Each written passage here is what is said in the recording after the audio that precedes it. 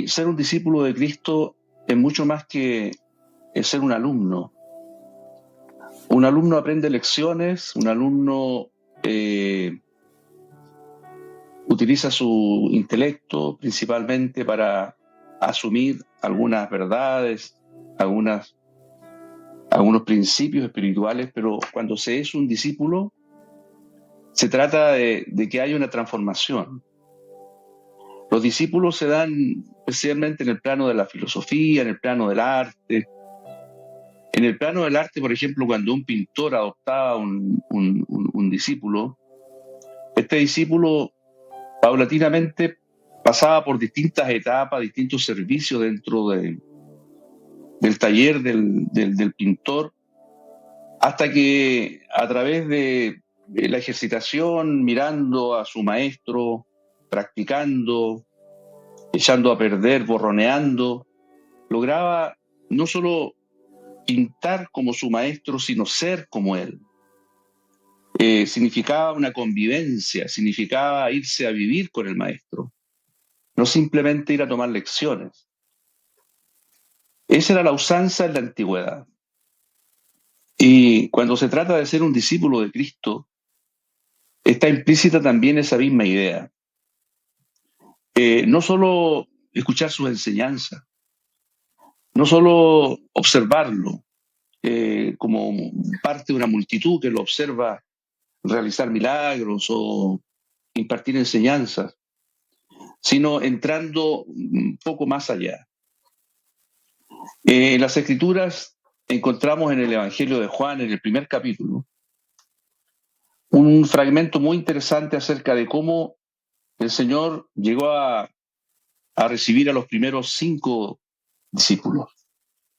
A partir del versículo 35 en adelante, el relato se desarrolla con muchos detalles muy interesantes y que son como una forma de representarnos a nosotros cuáles son las características del verdadero discipulado cristiano, en qué consiste.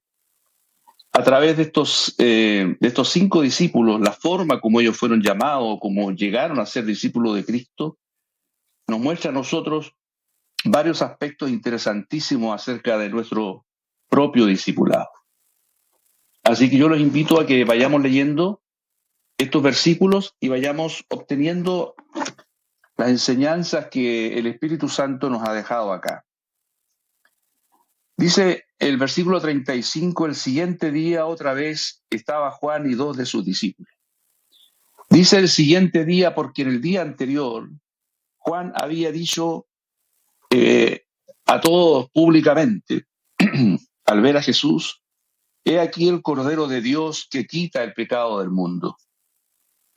Juan había dado ya un testimonio acerca de Cristo públicamente, pero al día siguiente, que es el día que nos ocupa ahora, estaba Juan con 2 de sus discípulos. Y cuando vio a Jesús, dice aquí, mirando a Jesús que andaba por allí, dijo, he aquí el Cordero de Dios. Es decir, Juan repite la presentación y señala a Jesús como el Cordero de Dios por segunda vez. Le oyeron hablar los 2 discípulos y siguieron a Jesús. Juan repitió su consigna respecto a Cristo delante de estos 2 discípulos, con la intención, obviamente, de que ellos fijaran su atención en Jesús.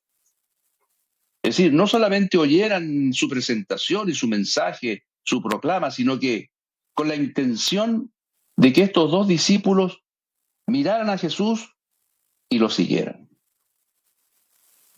Notemos la actitud de Juan. La actitud de Juan fue una actitud de renuncia a su propio privilegio, a su propia posición de maestro, y pospone y relega esa posición en pro de que los discípulos sigan al maestro de los maestros, al verdadero maestro. Juan era en realidad un presentador del verdadero maestro. Y cuando llega el momento Él renuncia a su posición de maestro y les dice a los discípulos, he ahí, Él es el Cordero de Dios, síganlo a Él. No se registran esas palabras aquí, pero claramente se da a entender que eso era lo que Juan esperaba. Y esto a nosotros nos muestra una verdad preciosa. Todos los hombres que tienen algún grado de responsabilidad en la obra de Dios, en la casa de Dios, sean maestros de la palabra, sean pastores, sean evangelistas, profetas, todos ellos tienen que estar muy conscientes siempre, delante de los que los siguen a ellos, delante de los pequeños, delante de los que forman parte de su círculo, que todos ellos son llamados a seguir a Jesús. Es decir, el verdadero discipulado no es el discipulado a un hombre, a un líder, a un profeta, a un pastor. El verdadero discipulado cristiano es esencialmente seguir a Cristo. Entonces es aquí donde todos los Juanes el Bautista, todos los líderes cristianos deben estar dispuestos a tener esta actitud de renuncia de su posición, de sus privilegios, para otorgárselos a quien verdaderamente corresponde, que es al Señor Jesucristo. Entonces, estos dos discípulos siguieron a Jesús. Y volviéndose Jesús y viendo que le seguían, les dijo, ¿qué buscáis? Esta es una pregunta bien profunda. ¿Qué buscáis? No dice por qué me siguen o qué pasa con ustedes, sino qué buscan. La primera palabra que sale de la boca del Señor en su ministerio es que buscan. Estos dos discípulos de Juan, seguramente ellos eran buscadores de la verdad. Cuando ellos escucharon predicar a Juan en el desierto, ese mensaje fuerte, ese mensaje que apelaba a las conciencias y que llamaba a la gente al arrepentimiento, estos dos hombres escucharon a Juan y percibieron que este era un hombre de Dios. Y lo siguieron. Y caminaron con Juan. Eran buscadores de la verdad. Ellos no estaban contentos con el estado religioso de su época, con el statu quo. Las condiciones espirituales, sociales de Israel en ese tiempo eran deprimentes. Ellos indudablemente no estaban conformes con su condición y siguieron a Juan. Eran buscadores de la verdad. Sin embargo, esto nos muestra que siempre que hay hombres y mujeres sedientos de la verdad, sedientos de la vida verdadera, sedientos de las cosas espirituales, Dios en algún momento se les va a manifestar, se les va a revelar y les va a mostrar el camino. Juan fue el primer paso, fue el medio que Dios utilizó para que estos dos llegaran finalmente al que tenía todas las respuestas, al que tiene hoy todas las respuestas, que es el Señor Jesucristo. Entonces, estos discípulos le dijeron, Rabí, ¿dónde moras? ¿Dónde moras?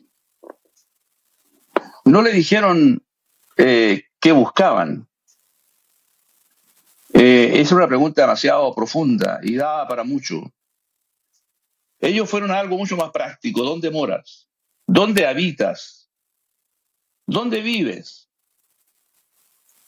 Y al hacer esta pregunta, ellos estaban haciendo los invitados. Ellos le estaban diciendo al Señor, te hemos visto, Juan ha hablado de ti, pero no nos conformamos con esto. Nosotros queremos ir más allá.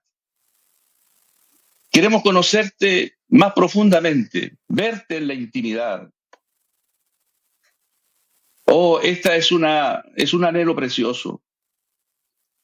Que Dios despierte en cada hijo de Dios en cada cristiano este anhelo, este deseo de una comunión más profunda con Cristo. Como las palabras de la Sulamita en el Cantar de los Cantares que dice, atráeme y en pos de ti correremos. Cuando un alma le dice a Cristo, atráeme, oh Señor, ¿dónde moras? Téngalo por seguro que el Señor lo va a atraer. El Señor no le va a cerrar la puerta. El Señor no le va a decir, mira, hoy día estoy ocupado. Hoy día tengo otros compromisos. Como solemos hacer los hombres. Posponemos las cosas, postergamos, dilatamos, rehuimos, evadimos. Pero el Señor Jesús, cuando un alma está sedienta y hambrienta, y cuando un alma es buscadora de la verdad, nunca la va a dejar con hambre o con sed, nunca le va a cerrar la puerta. Dice aquí que el Señor les contestó, venid y ved.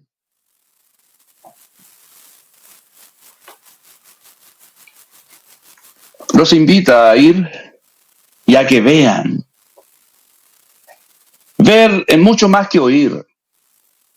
Juan en la primera epístola habla de lo que hemos oído y luego dice lo que hemos visto y luego dice lo que hemos contemplado. Los que oyen son muchos, son las multitudes las que oyen solamente y a veces entra por aquí y sale por allá. Pero cuando queremos ver, es algo más que oír. Queremos ver a la persona que habla, su carácter, su impronta, sus gestos, sus actitudes, sus modos. Ellos no se conformaban con oír, ellos querían ver. Y por lo tanto el Señor atendió, conociendo el Señor los corazones, les dijo, vengan y vean. Porque ese era el deseo de ellos. Fueron y vieron donde moraba y se quedaron con él aquel día, porque era como la hora 10. No solo una hora o dos, sino estuvieron toda la noche. ¿Cuánto habrán conversado? ¿Cómo habrán ellos derramado su corazón delante de él? Sus anhelos de israelitas insatisfechos, esclavizados por un imperio poderoso, humillados, avergonzados, por una religión que no daba respuestas reales a las necesidades de la gente. ¿Cuánto habrán conversado? ¿De qué habrán conversado? No lo sabemos. Sin embargo, lo que ocurre al día siguiente es significativo y nos ilustra acerca de qué pasó esa noche. Andrés, que era uno de los dos hermanos de Simón Pedro, este halló primero a su hermano Simón y le dijo, hemos hallado al Mesías. ¿Se dan cuenta? Para que un israelita pueda llegar a decir hemos hallado al Mesías, después de miles de años de historia, después de 400 años en que no hubo profeta en Israel, en que las esperanzas estaban más que perdidas, en que el pábilo realmente humeaba y estaba a punto de apagarse, en que las lámparas ya no tenían aceite, que alguien diga a su hermano, al hombre probablemente de más confianza que Andrés tenía, hemos hallado al Mesías, significa que lo que pasó el día anterior fue tan grande, tan transformador, tan deslumbrante.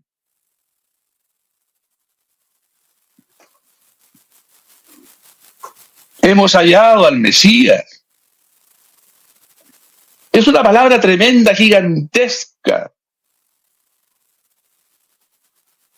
Aquel que anunció Dios desde Génesis para acá, pasando por Moisés y por los profetas y los salmos, todo el Antiguo Testamento. Mira hacia el Mesías y nosotros, Pedro, nosotros, pescadores de Galilea, le hemos hallado.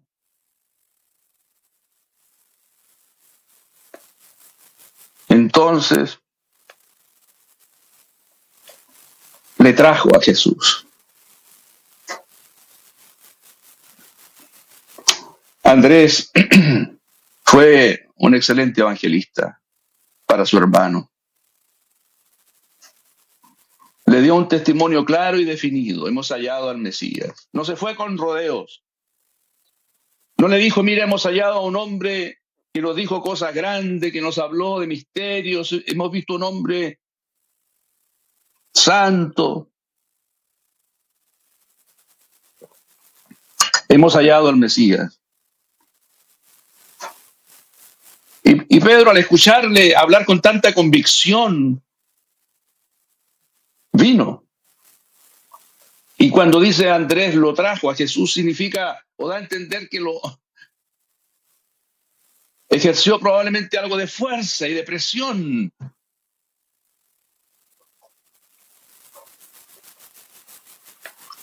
Y mirándole Jesús dijo, tú eres Simón, hijo de Jonás.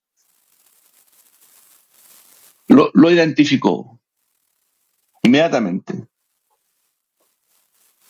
Para Jesús todos nosotros estamos identificados.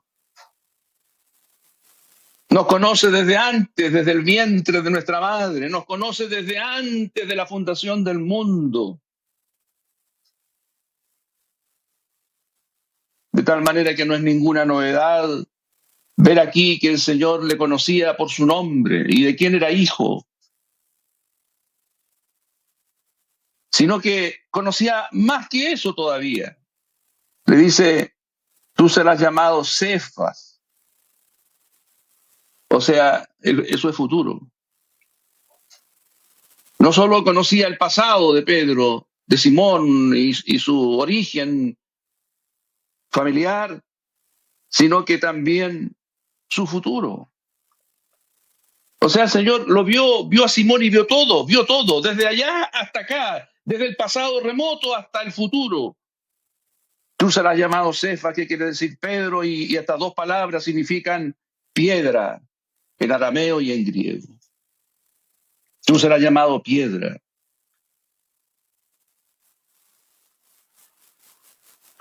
Y Pedro seguramente en ese momento pasó por su mente miles de pensamientos. ¿De dónde yo voy a ser piedra? Una piedra es firme, es dura, es resistente. Una piedra se pone en la base de una edificación. Yo soy voluble, soy cambiante, oscilante, cambio de opinión, impulsivo.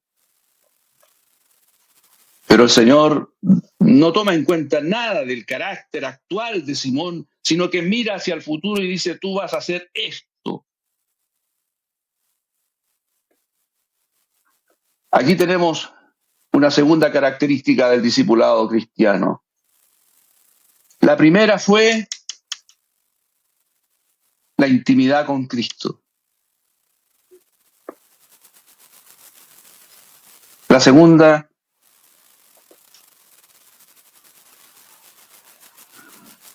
la transformación. Pedro llegaría a ser otra cosa, distinta a lo que era ahora. Él era hijo de Jonás, era polvo, porque fuimos creados del polvo. Sin embargo, llegarás a ser piedra. Solo faltó que le dijera, Pedro, en la nueva Jerusalén estará tu nombre y estará asociada a una piedra preciosa. De tal manera que Pedro, tú eres polvo, serás piedra mañana y luego al final serás una piedra preciosa. Y decir piedra preciosa significa que ha sido sometida a los rigores del tiempo, del calor, de la oscuridad, del silencio, las profundidades de la tierra, que es donde se forman las piedras preciosas. Este llamamiento de Simón nos habla entonces de transformación. Discipulado es dejar de ser algo para llegar a ser otra cosa tremendamente superior y que es por la eternidad. Dios toma hombres volubles, cambiantes, chapuceros, torpes y los convierte en hombres firmes, inclaudicables, que pueden servir para la edificación de Dios. Seguimos leyendo. El siguiente día quiso Jesús ir a Galilea y halló a Felipe y le dijo, sígueme. Hasta aquí hemos visto a dos discípulos que surge de ellos el deseo de conocer al Señor. Después otro que lo conoce por intermediación de su hermano. Y ahora, por fin tenemos a uno al cual el Señor llama directamente. Distintas formas, distintas vías, pero una misma realidad final. Discipulado. Y le dijo, sígueme.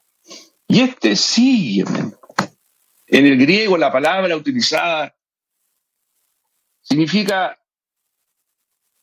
camina conmigo y mejor aún, viajemos juntos.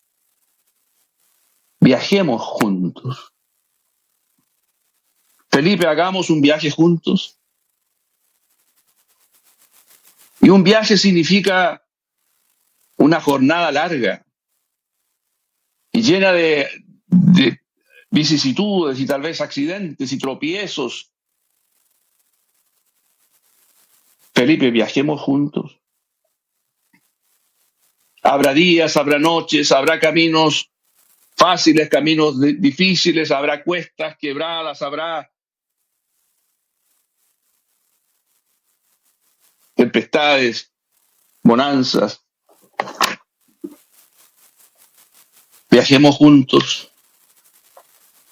Entonces, este es un tercer llamado, una tercera característica del discipulado. Viajar con Jesús en un camino, en un caminar sostenido, persistente, que dura toda la vida. Puede ser que en este viajar juntos haya incluso renuncias momentáneas, haya detenciones en el camino que duren meses, años tal vez. Pueden haber muchas cosas. Cada discípulo tiene una jornada distinta, diferente. Sin embargo, todos llegaremos al final con Cristo.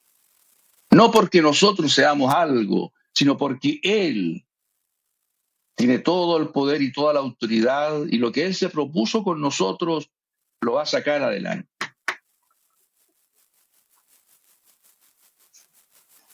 Felipe halló a Natanael y le dijo, hemos hallado a aquel de quien escribió Moisés en la ley, así como los profetas. Hasta ahí todo bien. En otras palabras, lo que Felipe le dice a Natanael es más o menos lo mismo que Andrés le dijo a Pedro. Es decir, hemos hallado al Mesías. Pero luego dijo algo que a Natanael lo complicó. Dijo a Jesús, el hijo de José de Nazaret. Y Natanael, que era bastante conocedor de su época, le dice, de Nazaret puede salir algo de bueno. Nazaret era una ciudad con muy poco prestigio, por no decir nada. Una ciudad de paso, una ciudad que era como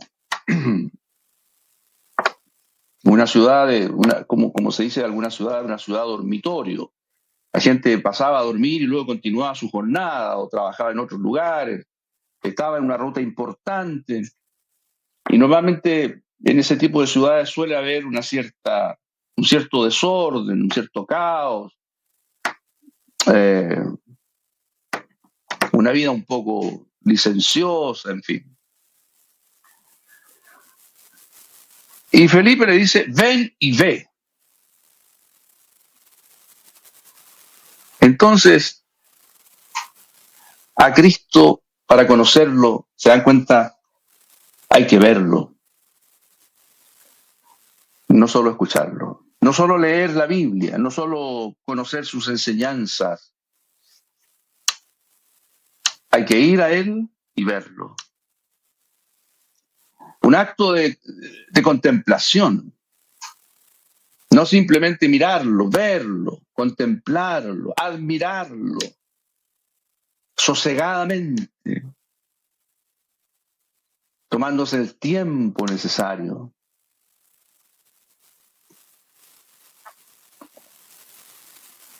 Cuando Jesús vio a Natanael que se le acercaba, dijo de él, he aquí un verdadero israelita en quien no hay engaño. De nuevo, vemos a Jesús conociendo a todos. Aunque Natanael no había hablado bien de Nazaret, el Señor habla muy bien de Natanael. Un hombre, un verdadero israelita, en quien no hay engaño, dice. Y esa palabra, en quien no hay engaño, nos hace recordar que Israel, el patriarca, el que da origen a esta nación, era un hombre engañador, usurpador, ¿se acuerdan? Entonces, es como que el Señor al mirar a Natanael dijo, este es un israelita verdadero, no como su padre. Era un hombre bueno. Y Natanael le dice, ¿de dónde me conoces? Y el Señor le dijo, antes que Felipe te llamara cuando estaba debajo de la higuera, te vi. Interesante que Natanael estaba sentado debajo de una higuera. Bueno, decimos sentado. Lo más probable es que estaba sentado. Era como la actitud de los típica de un judío que tiene paz, que tiene sosiego, que tiene abundancia, que está conforme, próspero. Estar bajo la higuera, un árbol muy significativo en Israel. Cuando estabas ahí te vi, Natanael. Entonces Natanael se sorprende, le dice, Rabí, o maestro, tú eres el Hijo de Dios, tú eres el Rey de Israel. Nos parece tan contrastante lo que el Señor le dijo a lo que Natanael le dijo. El Señor le dijo, solamente te vi cuando estabas debajo de la higuera. Y eso despierta en Natanael una admiración tan profunda, quizás por el cómo se lo dijo, por la mirada que acompañaba a lo dicho. Y Natanael exclama algo tremendo, que normalmente se exclama cuando hay un conocimiento profundo. Pero Natanael tenía mucha intuición. Era un hombre conocedor. Entonces, el Señor le dice una cosa preciosa. Cosas mayores que estas verás. Es decir, cosas mayores que reconocer que Él es el Hijo de Dios o es el Rey de Israel. De cierto, lo cual es mucho decir, ¿no es cierto? Es bastante decir. De aquí en adelante veréis el cielo abierto y a los ángeles de Dios que suben y descienden sobre el Hijo del Hombre. Y esto que el Señor le dice a Natanael nos lleva al Antiguo Testamento de nuevo y nos hace recordar el sueño de Jacob. Jacob, que huía de la casa paterna huyendo de su hermano, al cual había engañado, y duerme esa noche en el campo y tiene un sueño en el cual veía una escalera que tocaba el cielo y la tierra y ángeles que subían y bajaban. Ahora el Señor le recuerda ese episodio a Natanael, probablemente porque Natanael estaba debajo de la higuera leyendo las escrituras y probablemente él estaba leyendo ese episodio, de tal manera que para el Señor le resulta fácil tocar ese tema y demostrarle a Natanael que él, Cristo, tiene una posición y una esencia y una realidad muchísimo mayor. Porque si ustedes recuerdan, el relato de Génesis dice que la escalera con el extremo superior tocaba el cielo y con el extremo inferior la tierra. Estaba apoyada en la tierra. Pero acá, esa escalera que no se menciona, pero que se sugiere por esto de los ángeles que suben y bajan, esa escalera toca a Cristo. Se apoya en Cristo. Porque dice, sobre el Hijo del Hombre. Es decir, en estas palabras del Señor a Natanael, Él le está entregando una enseñanza que también es significativa para todo discípulo. Es una muestra de lo que el Señor hace con todo discípulo.